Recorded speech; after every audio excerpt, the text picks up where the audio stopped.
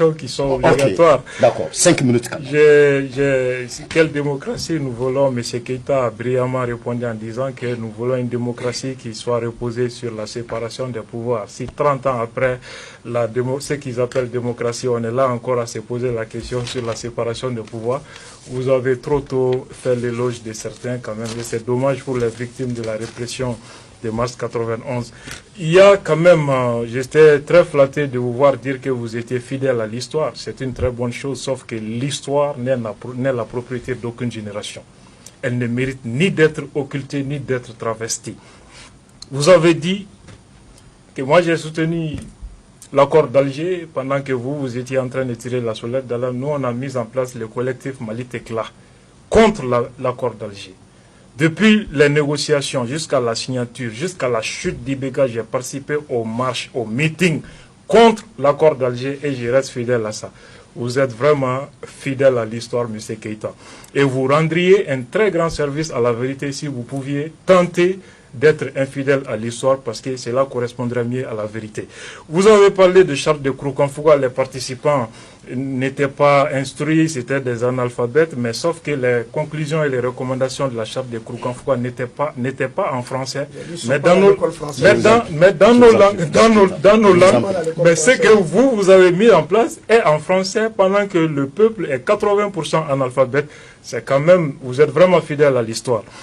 L'avant-projet de constitution, vous avez dit pas mal de choses. Je n'ai pas dit que la République était subséquente à la démocratie.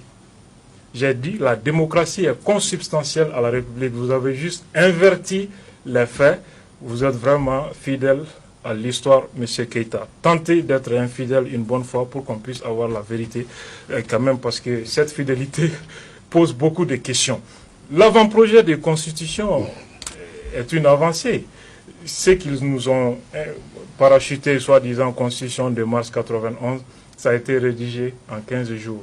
15 jours pour rédiger une constitution. Pourquoi? Parce que ce n'était qu'une duplication du régime français qui a 200 ans d'histoire, qui n'a rien de commun avec l'histoire du Mali. Et de 1960 à 2005, cette constitution de 1958 a subi 19 modifications pendant que nous sommes encore sur cette constitution qui n'est qu'une copie pâle de la constitution de 1958. C'est vraiment écœurant de voir certains s'arc-bouter encore à cette copie pâle de la constitution de 1958. Il y a eu des avancées majeures dans l'avant-projet de constitution, mais moi je souhaiterais que l'indépendance de la justice soit véritablement exprimée dans l'avant-projet de constitution. Elle l'est? Du tout. Du tout. Parce que j'ai constaté que les pouvoirs du président sont plutôt renforcés au détriment du pouvoir judiciaire. Et donc ça va avec les conséquences. Mais donner une certaine indépendance à la justice, on a vu quel type de justice nous sommes en train de voir dans nos pays, quel abus on constate dans nos tribunaux. Maintenant, on est placé face à un dilemme. Faut-il renforcer des juges qui peuvent se permettre d'abuser des citoyens sans crainte d'une répression, en toute impunité? Ou bien faut-il renforcer le président de la République pour que lui, il puisse inquiéter la justice? On est placé face à un dilemme. Merci, M. Niang. M. Diarra. Merci bien dit ça. Ouais.